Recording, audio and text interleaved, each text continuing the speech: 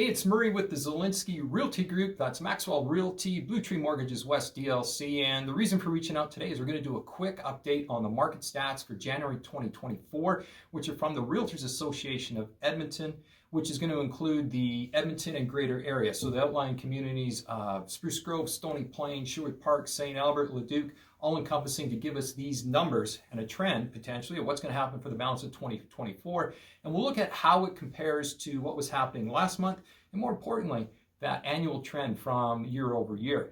So one of the first things we're going to look at, which is really outstanding, is the amount of units that were sold in January 2024. That was a total of 1,439. So how does that compare out? This is the big numbers.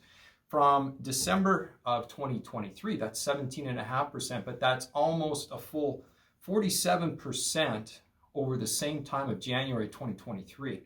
So had some people connect with me saying, hey, why such big jump in numbers on the amount of units sold? And this kind of goes back a little bit what we talked about in the past between immigration and migration.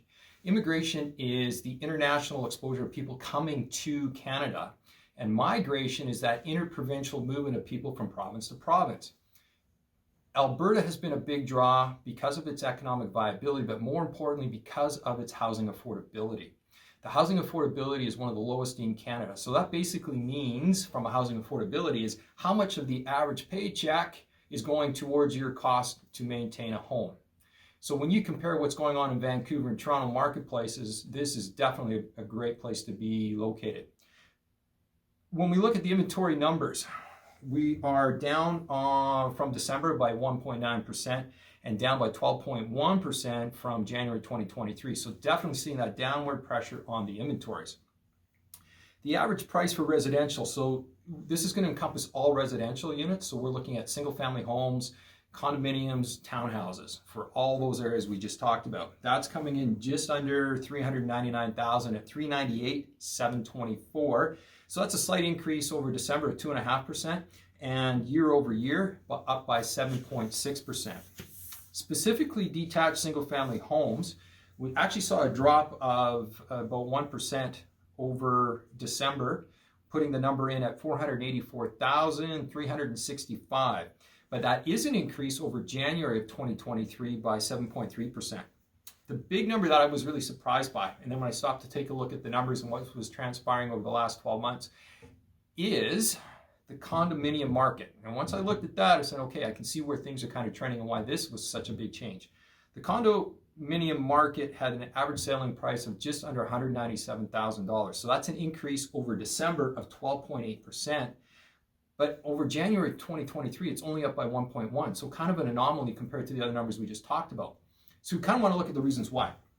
Last year at this time, again, the interest rates were relatively high and people looking to come out of the rental market into an opening price point just wasn't making sense. But because over the course of the last 12 months, we've seen a big increase in the rental rates as the vacancies started to drop, that means now that people were looking at what the average rent for a unit would be in relation to actually purchasing with that lower price point on condos, because of the slowness we've had in that market over the last 12 to 18 months, it actually wasn't making much of a difference between the average rent, what was being asked for right now, in relation to doing a purchase. So it would be interesting to see how things move forward coming into 2024 for the balance of those markets. The average days on the market is down. We're looking at 59 days compared to 66. But the biggest draw, again, was coming back to what was happening with the condominiums. And the condos are down from almost a whole month, average days on the market from 82 to 65. So some exciting things that are potentially happening for 2024 based upon these markets. So if you're looking to buy, looking to list, want to know where you're currently sitting, or if you're looking at purchasing and want to get pre-approved and look at how the changes in the interest rates will affect your purchasing power, reach out to me. I'd be more than happy to lay a roadmap for you for 2024. I look forward to talking to you soon. Cheers.